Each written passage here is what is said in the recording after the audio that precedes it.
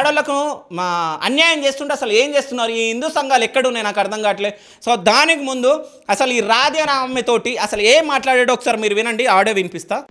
సరే నా ముద్దుల పెళ్ళమా, నువ్వు ఎట్లా అంటే అట్లనే, నీకు ఎక్కువ కష్టపడకు, నీకు చూడు, నీకు అయినంత వరకే చూడు, నేను వద్దంటలేను, ఓకేనా?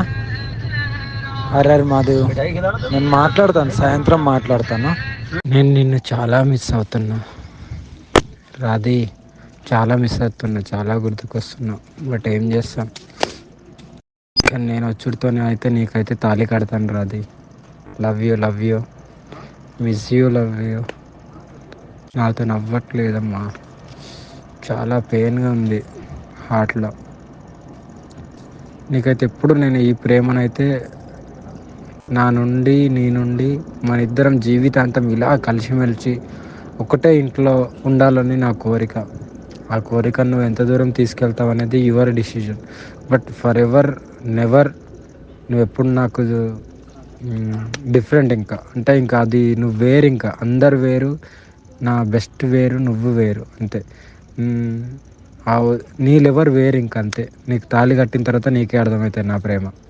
Thank you Radhi, thank you రా. ఎప్పుడు హ్యాపీగా ఉండాలి నువ్వు, ఓకేనా? నువ్వు ఒకదానివే కాదు, నాతో పాటు కూడా నువ్వు హ్యాపీగా ఉండాలని మనస్ఫూర్తిగా కోరుకుంటూ, హర హర్ మహాదేవ్, జయ శ్రీ కాళీ. ఎప్పుడు అమ్మవారి ఆశీస్సులు, కాళీమాత, శివయ్య, నాయకుడు ఆశీస్సులు ఎప్పుడు ఉండి మంచిగా ఆరోగ్యంగా ఆనందంగా ఉండు, ఓకేనా? త్వరలోనే వస్తున్నాను. హర హర్ మహాదేవ్, జయ శ్రీకాళి. సో ఈ దొంగ అగోరిగాడు చూసిరా మీరు, వస్తున్న రాది అని చెప్పిండు, మిస్ అవుతుందని చెప్పిండు.